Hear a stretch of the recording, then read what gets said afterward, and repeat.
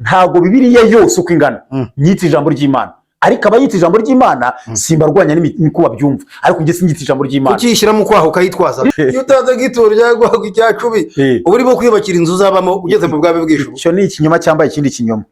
Uko isabato yari iri abadivantisi b'uyu munsi barayishe, nibagabanye kudukangira kutubwira ntago bayubahiriza. Ibyo bishingira kuki? Ndabishingira kuri Bibiliya. Abadive bitonde batazagaragara ko nabo bishe Yesu. Nyamara bo bavuga ko aribo bazajya mu ijuru, kuko ntacyo abazajya mu ijuru sinjye bagena by'ibyo nabimenye. Uwumva azajya wese azajyayo, ariko uje amategeko ya Bibiliya niwe muntu ugomba kujyayo. Bigaragara ko wowe nta nubwo uvugana n'Imana. Reka da kuko wowe uza kuvugana n'Imana wakagombye kuba utari mu rushuro rw'amadini. Ibyo sinakurana nabiyibaza, ibyo sinabiyibaza. Uri mu rushuro rw'amadini? Na amadini se ningira urushuro rw'iby'ijuru nzabibaza Imana. Icyo amadini se bibaza Imana, nzambireba nk'ibiri mu isi, ntibizantwara n'uwo mwanya wunige mfite ibindi nabaza Imana bitari ibyo. Amadini nayo mu isi yashinzwe n'abari mu isi, amwe nta nayisenga, amwe nta nayizi, amwe aranabeshya, amwe aranaryarya, nayo nayazi. Urushuro nzarugira ni yose wivuga ngo ni inama. Ntabwo ari yose, ni yose yose bibere muri business. Niba warakoze rusanso wawe ukamenya yisenga natayisenga birakureba yose uko yakabaye. Yatashoboza nami nkomeza Yesu ndinda uhindurwa n'ibihe. Turabasuhuje mwese aho muherereye, mukomeze kugira amahoro y'Imana. Nge rero uri inyuma ya kamera nitwe Marwan Nshimiyimana. Kuri screen zanyu murareba umugabo witwa Kwizera Valence, cyangwa se bamwe mwita ngo ni Ziraziritse nkuko mumenyere kuri iryo zina. Akaba ari umugabo umuvuga butumwa ndetse akaba nk'umuhanzi uririmba indirimbo zaririmbiwe Imana, kubera ko nge ntabwo navuga ko ari indirimbo z'Imana kuko niwe ubwe waziririmbiye, ntabwo ari Imana yaziririmbye, ntabwo rero ubwo ngubwo zaba ari iz'Imana. Ahangaha rero reka dutangire musuhuza. Afite channel yitwa Ziraziritse TV, kandi abantu mbona mumaje kuyimenya. Nyamuneka mujyaho mukore subscribe, mukande kuri like ndetse muna commenting kugira ngo ibintu byose bijye basha kugenda neza cyane. Ndamusuhuje rero, reka mbanze mwakire. Ndakwakiriye muri studio hano za Kwizera, cyangwa se muri studio za Ziraziritse TV n'icyumba cy'ibitekerezo. Ndakwikirije nanjye, urakoze cyane. Ndamukije kandi n'abadukurikira bose mwese mugira impagarike n'ubugingo. Aya mazina mvuze niyo cyangwa nakubeshye? Niyo, ni Kwizera Valence Ziraziritse. Ubundi bavuga ko nta mugabo ugomba kuvuga undi ngo mugiye nawe ubwo ahibereye. Agari biburyo benda kungana, umwe yagira icyo avuga ku wundi. Kandi ndakuruta ariko si cyane. Okay, ntabwo ari cyane. Ntabwo ari cyane. Ko nanjye ndi umuntu ushesha kanguhe rwose, bitangiye kuza nawe. Okay, byiza cyane. Aha rero ndagira ngo tuganire, ariko tuganire tudasobanya. Yes. Cyangwa se tuganire tudatera amahane. Nituba ba mwana ntitwitane ba mwana. Yego. Aha. Ago ni sawa cyane. Kwizera rero nyemera tuganire ku kintu cyitwa isabato. Ndakora hehe? Mwebwe wowe n'itorero ryawe nashaka kwirirwa wenda ndivuga ahangaha n'abaprotestanti bose abenshi mugira gutya mugasenga ku cyumweru. Nagize gutya ngiye muri Bibiliya ndeba mu mategeko y'Imana, nsanga ahantu handitse ngo urajye uziririza umunsi w'isabato. Ahangaha mwebwe nkabona kandi mukunda gusenga ku cyumweru ndetse n'indi minsi yose. Ariko umunsi wa gatandatu w'isabato mwebwe ntago mujya mu wizihiza. Mbona mwirira ibiryo byanyu, mwatetse uwo munsi, mbona mukora imirimo yose uko yakabaye, ntago mujye mushobora kubahiriza isabato. Ubona mutazarimburwa n'icyo kintu. Abaye umudivese shama mwere noneho basi mbimenye. Hoya singwa umudivese no bagutumye se ngo bambarize. Ntago bantu sabato bayikuye none. Ntabwo bantumye, ariko kubera ko ngiye naturanye n'abantu b'abadive, babandi pire batarya n'inyama, barya ngo inyama ngo za soya. Ubwo ni soya babarya, nta nyama za soya zibaho. Babarya soya inyama z'inyama ko ari z'ikinyabumubiri kinyabuzima. Abagabo rero kuwa gatandatu kuwa gatanu nimugoroba bagafura imyenda saa 12 zagera iyo shati itari yuma cyangwa imyenda itari yuma bakaba batakiyambaye. Hanyuma kuwa gatandatu bakirwa bari muri ibyo ngibyo gusa, akaba ari byo biberamo. Ariko twanaganira bakavuga bati nureba nk'abari basenga ku munsi w'izuba ari wo ku cyumweru babandi baziraziritse, bati bari abantu Imana izabarimbura kubera ko bangize umunsi w'isabato. Wowe rero ndagira ngo noneho bavuga iki ku basilamu basenga kuwa gatanu bo? Ntacyo bavugaho. Kuwa gatanu nabo bavuga, urumva ngo wawita wiki uwa gatanu ubona gutuye tubiganiraho gusa bavuze ko umunsi wemewe ari umunsi w'ikiruhuko akaba ari n'umunsi wa gatandatu ng'Imana yaruhutseho bityo ko ari niyo mpamvu nabo bagomba kuruhuka ubundi bakajya gushengerera ng'Imana yabo. Wakoze cyane muvandimwe, reka tuganire rero uko mbizi nuko mbyumva nuko mbyemera. Wowe uko ubyemera nk'umuvugabutumwa ariko wifashishije na Bibiliya ntago navamo, ntago nava muri Bibiliya. Aha ngaho tuganze nkubwire ko aya madini n'amatorero biri ku isi bihora bintera urujijo, nje kwizera bintera urujijo kandi ruzashira ari uko napfuye yakada nkiriho nzaba ndufite. Amadini n'amatorero biri ku isi bintera urujijo, unkurikiye wese abyumve. Ngibazaho nabuze definition, ntabwo numva ukuntu amadini 20 cyangwa 100 yemera Imana imwe, afite Bibiliya imwe, yemera Yesu umwe, ariko ntahuze imyizerere n'imisengere. Byaranyobeye ari byo, ubwo ni naho ngaho turi nyine. Yego, noneho ubwo rero buri dini cyangwa buri torero riba rifite akantu rigaragara ritandukaniye n'irindi. Ariko wajya ureka gukoresha itorero ukajya ukoresha amadini, ukoresha ibyawe uko bikumanye, nkoresha ibyanjye ntabwo kuko ntabwo nkoresha ibyo ntegeka, nkoresha ibyo nzi, ibyo mbona. Okay, ngaho bavuze ko itorero wemera wowe ari iry'igihugu, ngaho ukoresha ibyo witegeka, nta kundi nabigenze. Nemera rero n'amatorero yandi eglise, ijambo eglise church mu Kinyarwanda niki? Mu Kinyarwanda niki rero? Ni itorero cyangwa se unujya muri ecclesia ekekareo byasanga ngo ikirongozi hano ahura abantu benshi waje muri theology cyaza kugucanganyikisha rero. Ubundi ecclesia n'amagambo abiri y'ikigeri cy'ori ekekareo byasanga ngo ikintu cy'ikirongozi gihuriramo abantu. Ntacyo reka ibyo wenda twe kwirega tubyihore, dore cyangiye kubwira buri torero cyangwa buri dini mbese bimeze nk'amashyaka ya politike.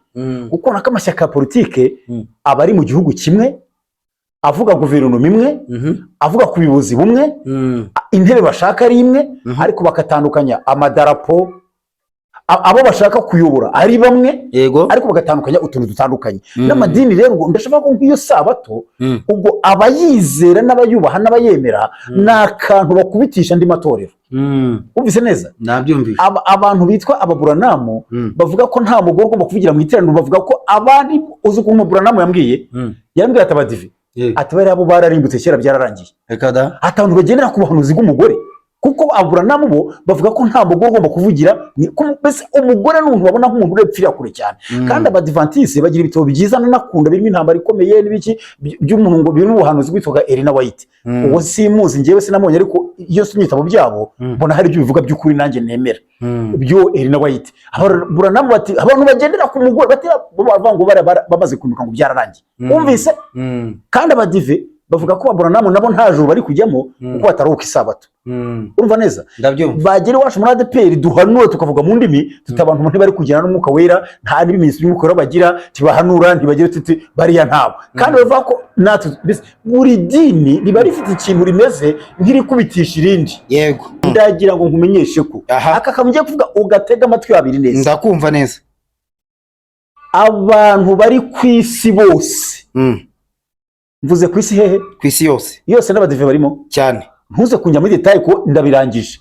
Abari ku isi bose bica isabato. Ako bivuze ngo urabirangije? Oya, impamvu mvuze gutya nuko kuvuga imvugo nk'iy'Imana. Oya, ntacyo tuvuga imvugo y'abantu.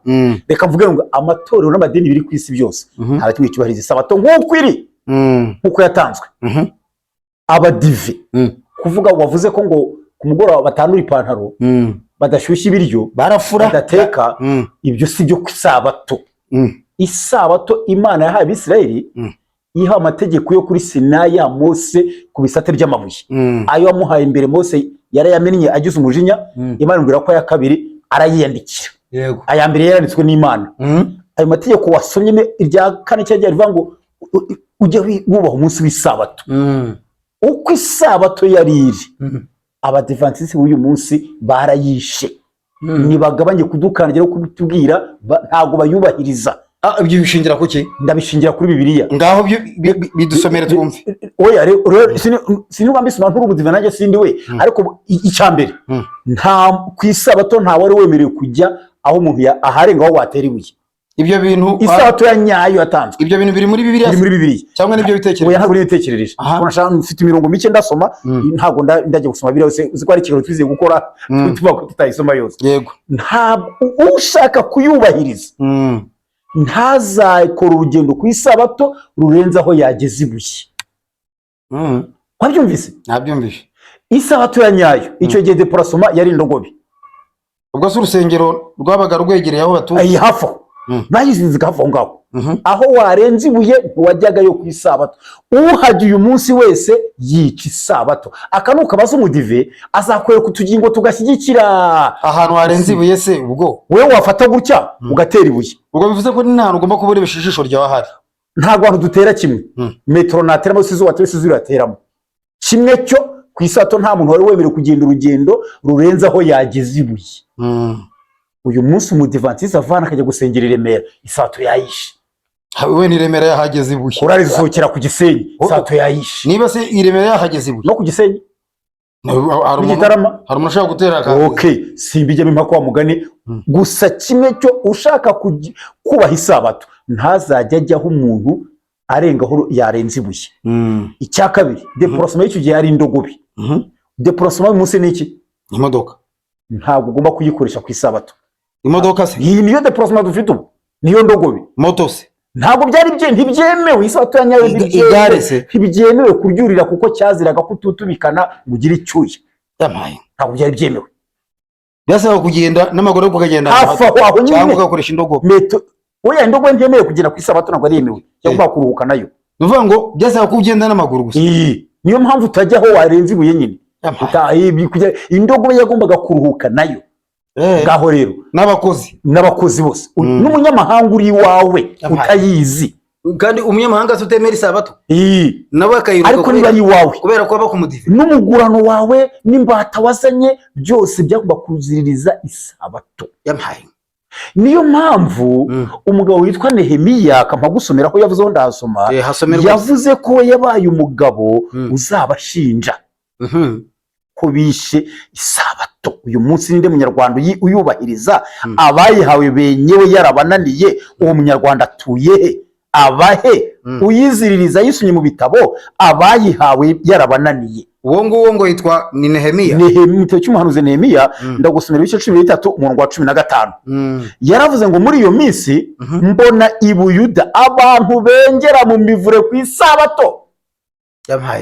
Abayihawe benyewe kandi ari ku isabato bakengera mu mivure, n'abandi bazana imiba bakayikoreza indogobe zabo. Mbona na vino n'inzabibu n'imbuto z'imitini n'imitwaro y'uburyo bwose bazanaga muri Yerusalemu ku isabato. Aranabyongeraho, nabaye umugabo wo kubashinja ku munsi baguriyeho ibyo kurya. Nehemiya yashinja Abisiraheli bayihawe. Twebwe ibi turimo ibyo dusoma mu bitabo. Abayihawe kuri Sinayi bakayihabwa ntayo bubahirije.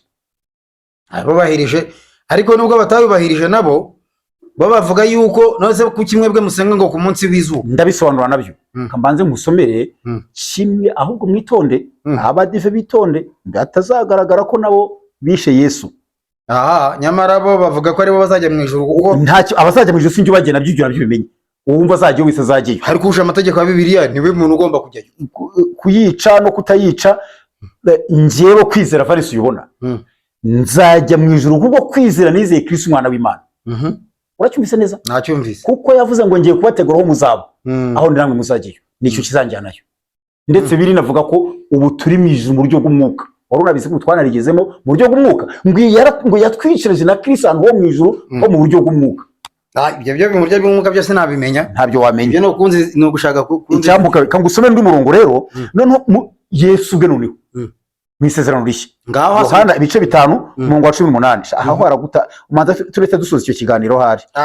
Ndatafite ibindi bibazo. Umva Yohana ibice 5 umurongo wa 18 havuga ngo nicyo cyatumye abayuda barushaho gushaka kumwica, kuko uretse no kuzirura isabato ahubwo ahora yiyita n'Imana ko ari se bwite, akigereranya nayo.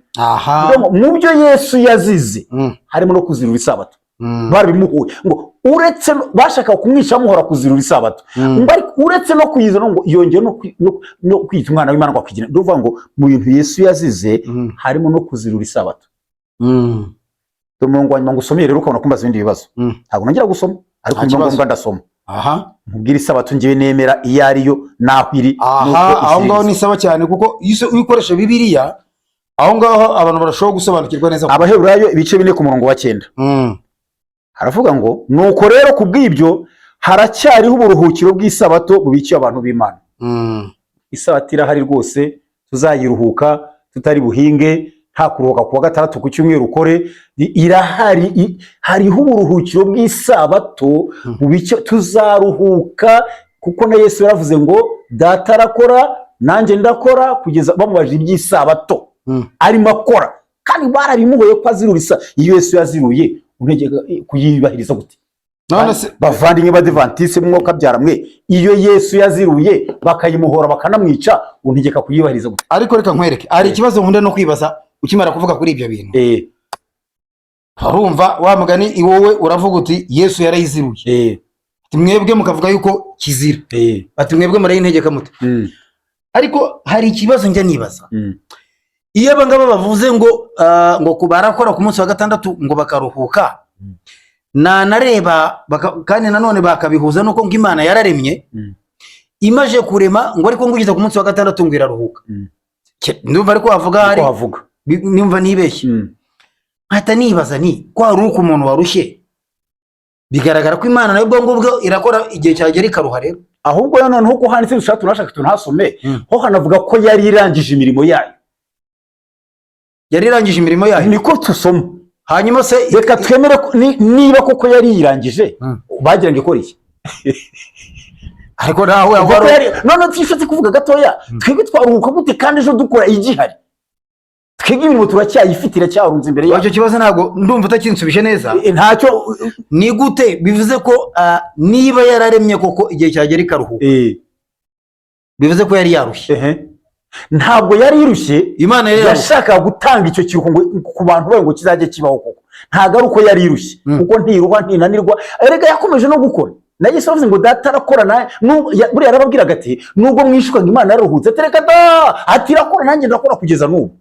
Yashaka kuzatanga iryo tegeko uvuga ngo bajye bakora iminsi 6 baruhukire, nayo irareba ibona birabananiye ntibabishoboye birarangira. Ubundi Kristo yaje, hari n'ijambo abantu bakunda kuvuga nabi, ngo ntabwo naje gukuraho amategeko ngo naje kuyakomeza. Ntabwo ariko bivuga, ngo naje kuyasohoza.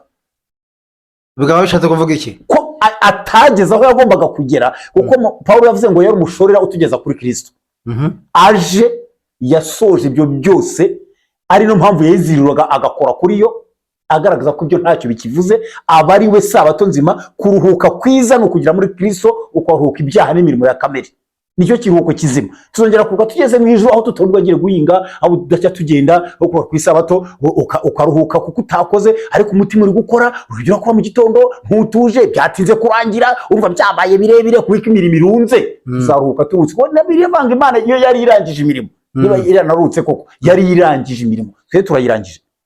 None wowe ugasanga umunsi wo gusengaho wa nyawo aba ari uwuhe? Nuwo umuntu itonde umunsi wo gusenga wa nyawo, nuwo umuntu ashaka asengeyeho wose, uwo ari wo wose, ni iminsi y'Imana, uwo wasengose Imana yakumva. None ku kimwe bwe ku munsi w'izuba kuki ari bwo ntabwo dusenga ku munsi w'izuba, dusenga ku munsi wa naka, dusenga ku munsi Yesu Umwami wacu yazutseho. Twabonye ari mwiza, turawakira tuwusengaho. Ubwo no wowe munsi nuko ari we uvuganye n'uwo yazutseho ku cyumweru. Kuriya ubona kalendari yanditse, ukuri ubona yanditse niko byari biri hariya premier jour de la semaine, kuvuga ngo ku wa mbere iminsi 7 ni hariya n'umundi ni hariya hari handitse dimanche, niko byari biri n'umundi. Ubona kalendari ese ubundi ibyo bintu bya kalendari ko byagerwa ari ko kalendari yagerwa ari ko iyo minsi uburyo yibara n'iziri kalendari zabayeho mbere icyo gihe, ko atari ku iminsi ntabwo ari ku iminsi yabarwaga, byagiye bihindagurika na kalendari y'Abayuda siko yariri. None ubwo baganje baraga manywa gusa hari ko yita umunsi. None uwa gatandatu w'iki gihe turimo, uko kalendari yagerwa ari bigaragaza, n'uwa gatandatu w'icyo gihe, ubundi ubwo birahura iyo minsi. Je ndashaka kubwira ko umunsi w'icyo gihe witwaga dimanche, uwo bitaga dimanche niwo Yesu yazutseho. Uko bikurikira byagerwa n'ibyande. Ariko ntabwo Bibiliya iwita dimanche, ivuga uwa mbere y'iminsi 7, uwabanzirizaga iminsi 7. Uwa mbere w'iminsi 7, ku wa mbere y'iminsi 7 nikiwita. Ubwo uwa mbere w'iminsi 7 tubaze kuri kalendari y'iki gihe twavuga ko ari ku cyumweru. Niwo ku munsi wa kabiri, niwo wari uwa mbere y'iminsi. Oya niwo wari rendi, wakaba ari rendi ho, wari ko witwaga dimanche, wari uwa mbere y'iminsi 7, ahari rendi wabaga ari umunsi wa kabiri w'iminsi 7. Okay. siko n'abadive babyita ntuzi ko kuwa mbere bo bavuga ngo kuwa mbere wa leta cyangwa kuwa mbere w'isabato siko ko babyita bo hariya rendi bavuga inshuro ebyiri barakubaza ngo ni kuwa mbere wa leta cyangwa kuwa mbere w'isabato ko bakubaza hariya ni uwa mbere wa leta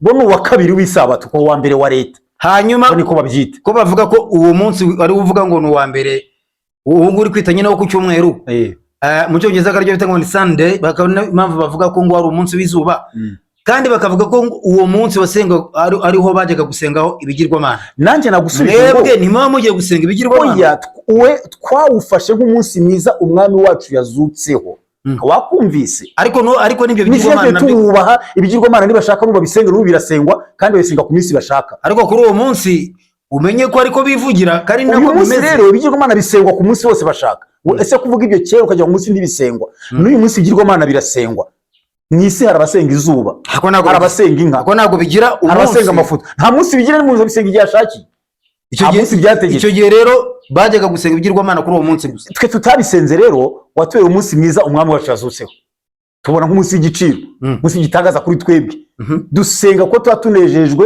n'uwawuzutseho iyo azuka ku wa gatatu twari gusengaho iyo azuka ku wa kane twari kubaha aho ngaho none ko wavuze ko mwebwe musenga iminsi yose iminsi dushaka yose turasenga kuki mutsindagira umunsi wa karindwi tandukanya guteranira hamwe kw'abantu no gusenga rega Manuel ibintu bibiri uyu mwanya njye rero twasengera hano dutandukanye bibiri rero nitwe twabiteye ariko ntacyo umunsi twawugize umunsi w'iteraniro nuko turushaho kunezezwa n'umunsi umwami wacu yazutseho tugira umunsi wo kujya duhura naho gusenga bwo dusenga buri munsi buri munota kandi ikindi n'uwajya aterana ku wa kane ijuru ryamwakira n'utaterana n'umunsi n'umwe n'iyo mu mutima yakiye Kristo hano wumve neza n'utagira umunsi aterana yizera Kristo nk'umwami wabambwe ibyaha byose gikora kigurguta cyose acyemera uwo mu Kristo ari kujya mu ijuru si ngombwa iminsi ntabwo tuyobora turayiyobora ntabwo dutegekwa n'iminsi bitubwire ngo ku munsi mwicara aha murya ibi muvuga ibi dutegekwe n'iminsi twe dutegeka iminsi ntabwo dutegekwa n'iminsi ariko rero ukivuga ibi ngibi bise nibuka akantu usanga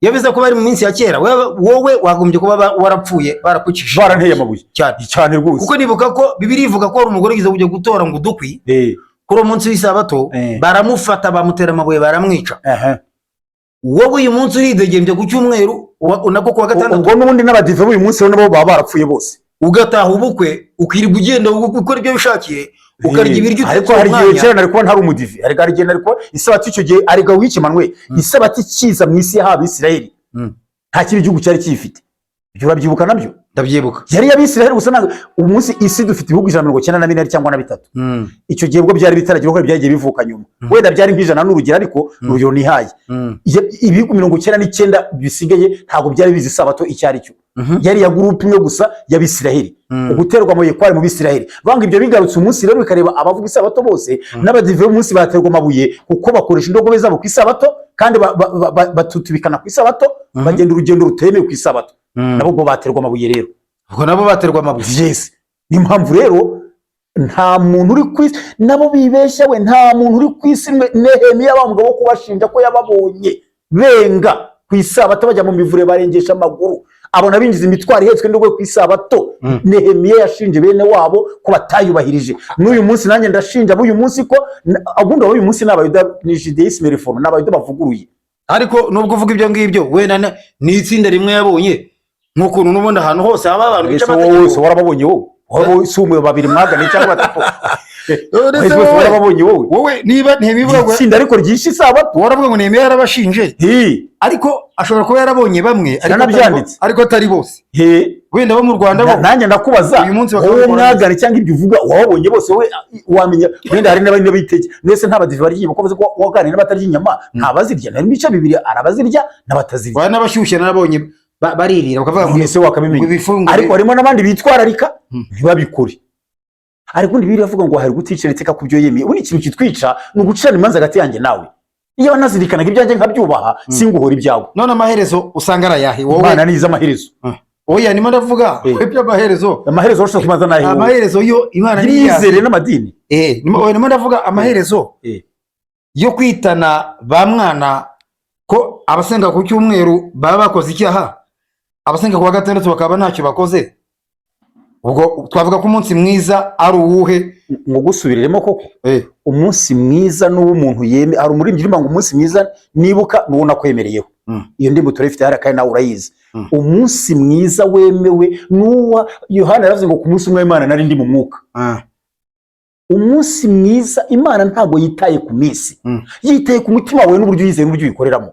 Iminsi ni twebwe tuyigena, dushaka twaterana kuwa mbere Manuel, twaterana kuwa kabiri tugasenga Imana, tugahura tugasenga. Ako n'ubundi mwebwe nta n'iminsi usibye ko wenda mutsindagira ku cyumweru akaba aribwo mwambara neza muga oya twameza ugashyiramo amakoti bakagira neza, twambara neza. Oya Abanyarwanda bose bambara neza. Oya wimbeshya nukuvuga ngo Manuel nje hani wawe kangaye nambaye ikoti umunsi oya nuko nyira atari ku cyumweru, ariko ku cyumweru ndabizi neza umunsi murabutsindagira.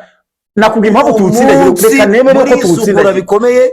Uwo munsi mugategura amaturo n'ibya 10 bihagije. Ni umunsi twashyizeho duhura, tugahura n'ibyo bishobora tukabizana, kandi cya 10 n'ukizanye ku wa mbere agishyira hagishyira, n'ukize ku wa gatatu agishyira hagishyira, ntabwo tubizana ku cyumweru ngo umunsi twagira. Kuki ari wo mutsindagira ku munsi wo ku cyumweru? Nakubwiye ko impamvu tushiraho imbaraga nyinshi ni umwami wa gatatu bikubwira, ni umwami wacu yazutseho wa mugabo we. Iki uracyumva bigenze bite? None se umunsi umwami wanyu yazutseho niwo mugomba gutsindagira kurusha iyindi? Niko twabishatse twega abanyamadini nk'uko twita abanyamadini twashatse guterana. Iyo dushatse twaterana, twareba umunsi yatangiye kujyanwa mu manza kwa Pilato cyangwa umunsi yapfuyeho, n'itoro ryavuga riti twebwe twumva uwo yapfuye ari uturyohiye. Ni kakabunda atangiye nkubwira, amadini n'amatora bimeze nk'amashyaka. Amashyaka 10 aba ari mu gihugu kimwe, abaturage ari bamwe, intebe barwanira ari zimwe, ariko ugasanga bamwe bafite idarapo ry'umutuku abandi ry'icyatsi, bamwe bavuga twebwe tuzabigenza gutya, kandi babwira umuturage n'amadini rero nayo niba bavuga ko njyewe nzasazana urujijo nzarupfana. Ariko rero umva nkubwire, wowe wisazana wo kuvuga ngo uzasazana urujijo kubera ko wowe ubwawe sibyo wivuga ko usenga Imana kandi Imana ngo muravugana. Siko bimeze se? Nibyo. Nuzi Imana niba muvugana kuki uvuga ngo uzasazana urujijo? Ariyo ngenda mbaza se ngo nyine Imana igumye gukora mu rujijo. Oya ariyo ngenda mbaza ngo bigaragara ko wowe nta nubwo uvugana n'Imana. Reka da kuko wowe uza kuvugana n'Imana wakagombye kuba utari mu rujijo rw'amadini. Ibyo sinakurana nabiyibaza, ibyo sinabiyibaza. Uri mu rujijo rw'amadini? Oya na amadini se ningira urujijo rw'iby'ijuru nzabibaza Imana. Icyo amadini se abibaza Imana, nzambireba nk'ibiri mu isi, ntibizantwara n'uwo mwanya wunige mfite ibindi nabaza Imana bitari ibyo. Amadini nayo mu isi yashinzwe n'abari mu isi, amwe nta nayisenga, amwe nta nayizi, amwe aranabeshya, amwe aranaryarya, nayo ntinayazi. Urujijo nzarugira oya ni yose wivuga ngo ni inama ntabwo ari yose. Ni yose yose bibere muri business. Niba warakoze rusanso wawe ukamenya yisenga n'atayisenga birakureba yose uko yakabaye. Oya njye ntabwo mbyemera, nemera ko harimo asenga Imana. Impamvu nemera ko arahari abana n'Imana, emeranya n'Imana. Uzi impamvu nemera ko ari yose? Ni ukubera ko nta dini na rimwe iri na rimwe gishobora kubahiriza Bibiliya nk'uko yanditse. Ntari hari nta n'ibigerageza se basi, nta n'ibigerageza wenda nakubushiye kumbwira kugerageza kuko niba mwe mwariyemeje gukurikira igitabo akanyuguti ku kanyuguti muba mugomba kubyubahiriza byose. Iyo mutabyubahirije rero bibabera icyaha gikomeye. Umva uribuka ko Bibiliya twasanze si wavuze izina ryayo mu rugero icyo usobanura? Yego nyine so wabivuze ndetse sibyo mari kukubwira se ihuriro izo rukitwaje. Oya wese wo kubwira sibiki mukabitwara mu bifite mu kwaha ibirimo bitugeza mu ijuru turabikurikira nk'uko biri bitubwira Imana, kuko harimo n'ibivuga ibindi ntabwo iri muri byose ariko bivuga Imana cyangwa byavuzwe n'imo cyangwa bisobanura Imana. None kuki mudakata mwo bike mushobora kubahiriza kandi ari ihuriro ry'ibitabo? Ni ihuriro ry'ibitabo. None kuki mwubahiriza igice kimwe rero? Oya ntabwo ari igice kimwe, harimo none se sinitwize kuganira wowe no bitutse umuntu yatutse undi bifite nk'ibitujyana mu ijuru. Harimo itutse umuntu yatutse undi bifite nk'ibitujyana mu ijuru, kandi nabyo bikitwa ijambo ry'Imana. Ubu byita ko ni ubyita ko nge simbyita ijambo ry'Imana. Katugaruka none se turajya kuri Bibiliya nti kumantaho irahinduka content yo kwizera. Ntabwo Bibiliya yose uko ingana nyita ijambo ry'Imana, ariko abayita ijambo ry'Imana simbarwanya n'imiko babyumva, ariko nge simbyita ijambo ry'Imana. Ukishyira mu kwaho ukayitwaza nitwaza ihuriro ry'ibitabo. Manuel Bibulose niko wavuze nitwaza ihuriro ry'ibitabo kugira ngo muri byo mfate bibifasha binkomeza mbikomeze, ibifite icyo binyigisha mbikomeze, kuko Paulo yanditse ngo byose ndabyemererwa ariko ibingira umorosi byose. Urumva neza? Ndabyumva cyane. Hanyuma rero ku isabato twavuze nkubwire ngewe umwanzuro wanjye ari none nakubwiye mbere, nakubwiye ko iki ucyemera utacyemera nta muntu uri ku isi n'ubahiriza isabato nk'uko Imana yatanze kuri Sinayi. Uze bikubwira azabakubeshya ntawe uri uyubahiriza. nakubwiye n'ingero nakwereka ko atayubahiriza. Kudakoresha indogobe yawe ku isabato, kudakoresha umunyamahanga ku isabato, kenshi usanga n'abakuze baba basigaye mu rugo kandi bakora imirimo, kutagenda urugendo rurenze aho wageze buye. Isabato yananiwe bayihaye, icyandira kuretse ko mu bishe Yesu mu byo bamuhoye harimo no kuzirura isabato. Ntabwo nzaziririza ibyo Yesu yaziruye. Ese ubundi mwebwe reka ubundi mwebwe Bibiliya mukoresha ni zimwe? Ni zimwe. Y'abadive niya Pentecost ba ADEPR n'amacaca hafi yose ni zimwe. Bibiliya ziri izo nshoboye kubona muri iyi minsi, hari bambwiye utari wangirika ngo ya Orthodox ntubayinyereka, hari y'abagatulika hari itandukaniro, hari n'ibitangwa y'abayehova no hari itandukaniro, na Qur'an y'abasilamu hari itandukaniro, ariko amatora yasigaye avuga muri y'Orthodox cyane twe twabonye 5 sinibuka indi wavuze yariyo, ntabwo nibuka indi zirahari zitandukanye, ariko twabonye 5 ni yerekana ivugire iyo bara, ariko aba bandi bakoresha zimwe n'abadive ni zimwe. None kubera iki mugenda munyuranya ku myumvire? Ni rwarushije nakubwiye nyine hagati y'amatorero, ni rwarushije natagiye kubwira nyine, nta wavuze ngo nzarubaza Imana, ntabwo nzarubaza Imana kuko si yarushyizeho. Bivuze ko ijuru rero ubwo amashuru ni menshi? Ntabwo ari menshi, bose bavuga rimwe, bizera rimwe, bemera rimwe, hanyuma bakazajyaho batese ibiriberamo nibyo batandukanye, bakazarihuriramo bate? Kandi amategeko avuga ko umuntu ugomba kugerayo agomba kuba akurikiza ibi, undi akurikiza ibi. Niba bamwe bakurikiza ibyo abandi bagakurikiza ibyabo, bazaba mu ijuru. Nakubwiye uko nzarigemo ngiye kwizera. Muzaterana mu burire. Niba zaba hari uzazo yatere wowe, nta mabuye ari mu ijuru guterana. Nge nakubwiye ko ijuru nemera. Abadivi bazabatera amabuye muzareba. Simbizi jewe ijuru kwizera nzajyamo. Nzarijyanwamo nuko nizeye Kristo wavuze ngo ngiye kubategura aho muzaba. Kwizera Kristo. Kandi aho hantu ngiye kubategurira ntimari mwahamenye. Kugeza umwanya ntawo wakumenya. Hari no kubwira ati aho tuzasanga duteguriye tuzajyaho. Niyo mpamvu rero nikundira abayehova bavuga ko bo ari isi nshya. Ibyo uzagere mubanemo n'aya mazu ngo ari kubaka ngo muzabamo ngo mwongere muhinge inyanya ngo zere ngo n'ibisheke ngo byere, uzagende muhinge. Byibuze iyo babibwiye abanyedini babo barushaho kubyuka. Nge nzajya amaso atari yareba, bimbwira ko nzabona ibyo amaso atarabona. Hari inyanja z'ibirahuri. Aya mazu rero sanzwe nyabona, n'iyi si sanzwe nyibona, n'inyanya bashoranye mu bitabo sanzwe nzibona, ntabwo njye ariho nizeye. Nge nizeye aho nza izo nyanja z'ibirahuri nazo nabazivuga. Nazo nabazivuga ni imagination. Uzumva ibyo amatwi atigeze yumva. Mbona ibyo amaso atigeze abona. Aho niho nizeye. Uwo muntu ubikubwira se ni Bibiliya ibimbwira, ntago ari umuntu. Ibyo se Bibiliya bikubwira uwabyanditse yarabibonye cyangwa yarabyumva? Yarabona atabibona, nge ndabyizeye. Irwanya kwizera kwanjye no kwemera kwanjye. Yaba yarabibonye batarabibonye, nge kwizera kwanjye kunyemeza ko ijuru ntazabona amazu nkuko yayubatse, kuko ari ibyo amaso atarabona. Yesu yabwiye abantu ngo sinzongera gusangira namwe kuri iyi vino kugeza ubwo, haleluya, tuzasangira vino nshya mu bwami bwa Data. Hanyuma wa munyamadini n'ubusha arimo kwigisha akavuga ko iyo utanze nk'ituro cyangwa icya 10 uba urimo kwiyubakira inzu uzabamo ugeze mu bwami bw'ijuru. Icyo ni ikinyoma cyambaye ikindi kinyoma. Kandi iyo udatanze, ariko ni kuri njye kwizera witonde, simbyemera nk'ukuri. Ushobora ngo gushiduka uba mu nzu itagira amadirishya kubera ko yo mu ijuru se yageze mu ijuru ngo kubera ko utigeze utanga amafaranga yo gushyira mu ibirabo. Ubwo nawe ari kuzana ibyo amaso yanjye yabonye. Arimo arazana ibyo amaso yanjye yabonye, iyo nzu itagira amadirishya ari kuzana ibyo amaso yanjye yabonye. Uzasanga umuntu ngo aba mu nzu ngo ya Kanex ngo kubera ko yagiye atanga make, uri gusanga ngo aba muri cya kadastre ngo kubera kuri yagiye atanga. Ubivuga ubwo twatugiye kurutana nko mu isi n'ubundi, kandi mu ijuru ni mu ijuru. Abavuga butumwa bene wanyu simbizi niba ari bene shinge, ntabwo numvishe, nta nabo nzi, nta nabo nshaka kumva. Umuvuga ubutumwa wa mbere umbwiriza nkanyurwa ni Bibiliya. Ntigira iby'imbwiriza nkanyurwa. Ariko nayo yemera igice. Ntabwo nyemera igice. Kandi ari byo wavuze birimo aho ngaho. Pawulo yaranditse ngo ibingira ngo byose ndabyemererwa. Ariko ibingira umurosi byose. Wowe ubwawe wivuye ko Bible bivusobanura ihuriro ry'ibitabo. Ni rya huriro ry'ibitabo ndarifata ngasoma. Cyo ko byose ndabisoma. Ariko ngafatamo nese ko naguha urugero aho abadayimoni bavuze, nabyo nzabikurikiye se nigana ibyo bavuze. Iyo Bibiliya kuvuga ngo urasoma, ukunda kuyisoma cyane? Icyo bita cyane sinkizi. Ngisoma Bibiliya, ibyo bita cyane simbizi. Ko niba uyisoma cyane, reka dusoreze kuri aka ngaka. Ko mujya mwirwa mutera za haleluya, mugatera za haleluya nyinshi zitagira akagero. Wowe watubwira ko Bibiliya, muri Bibiliya yanditsemo haleluya zingahe? Ntabwo nabaza umubare ngo nzibone, gusa icyo biri nyereka no kwijambo haleluya ari ijambo rivuga ngo Imana ishimwe. Hanyuma kuki mutera za roho zitagira ingano? Ahubwo wama nkajya ntera nka miliyoni kuko sinzi uburyo nashima Imana. Ukarinziza Bibiliya. Ijambo rivuga ngo Imana ishimwe, oya inshuro zirimo ntabwo nzizi. Ni 27. Wowe warazibaze wowe cyane. None se iyo ni inyandiko wagiye usoma. none 27 kuki uzitera ukazireka? Iyo ni inyandiko ngiye gushima Imana kwanjye. Ntabwo usoma Bibiliya rero nsanzwe mbeshye. Nta kibazo wowe wayisomye ko uza kubimenya uzi ingano nanjye mfite ibyo nzi no utazimo nawe aribyo nanjye nzimo wowe utari wabona. Hanyuma rero dore rero ijambo rivuga ngo Imana ishimwe, ahubwo ngiye kwizera icyanshoboka nkanya ntere ntabwo ivuga ngo Imana ishimwe.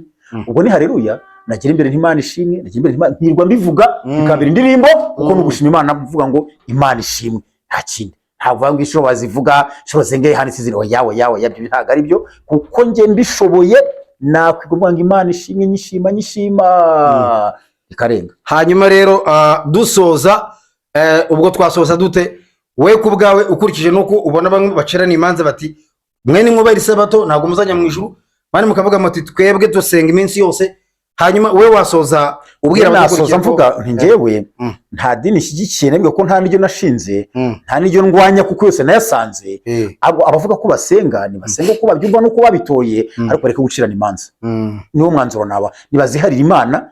Abasenga kuwa mbere no kuwa senga uko byumva no kuba bihisemo urekeraho, dore ko biratugukoresha nimwe ubucamanza buharira Imana, dore ko avanga igena imitima niyo Yesu kizabigenza. Nibazaza ni mubaharira igena imitima, nimwiturize mwirwana mupfubusa mwese muri no mu byo bumwe mutanazi. Niba ari uko wabigiyemo basenga gutyo, senga uko nguko nkandi bivuga ngo buri muntu mwitora abo wejejwe muri ryo, numva wejejwe ni mubiharira Imana ni Yesu kizabigenza. Okay, byiza cyane rero, reka ibindi tubiharire abadukurikiye cyangwa se abazakurikira iki kiganiro, bo bazajye muri comment batwandikire, hanyuma bazatubwire uko babyumva nuko bo babona uko byagenda. Niba koko umuntu atazubahiriza isabato atazajya mu ijuru, hanyuma rero nanone uyikandagira nawe akaba ari uvuga ko azajya mu ijuru, ubwo bajye muri comment batwandikire bo batubwire uko babyumva, cyane cyane ko harimo n'ubundi abafite ubumenyi butandukanye kuri Bibiliya. Urakoze cyane. Reka rero ngushimire Ziraziritse, ndetse mvuge ko n'ubutaha nubona umwanya uzagaruka tukongera tukaganira. Ndahari rwose, nzaza tuganire kandi nayo ndagushimiye. Wakoze cyane. Ukomeze ugire umunsi mwiza. Asante sana. Kandi Imana ikomeze guhumugisha. Amen amen. Ariko rero guhumugisha wo kumenya Bibiliya no kumenya za imwe n'umugisha w'amafaranga. No kumenya za haleluya uko zingana. Haleluya zo kugira ngo uko ugutera haleluya zirenze izindi nyinshi, kuko no gushima Imana impumugisha amenye Bibiliya byo ndabyemeye rwose, aho unsengeye neza. Ariko kuvuga ngo imwe n'umugisha mbone n'amafaranga. Okay, Imana guhumugisha ubone n'amafaranga. Urakoze cyane. Ariko amafaranga ntazakugusha. Oya ntago azangusha, ntago azambira kumanya k'umutsima. Okay. Nzayatwara neza. Byiza cyane rero, ngaho ubwo naho utaha. Sawa sawa. Ciao ciao. Amen.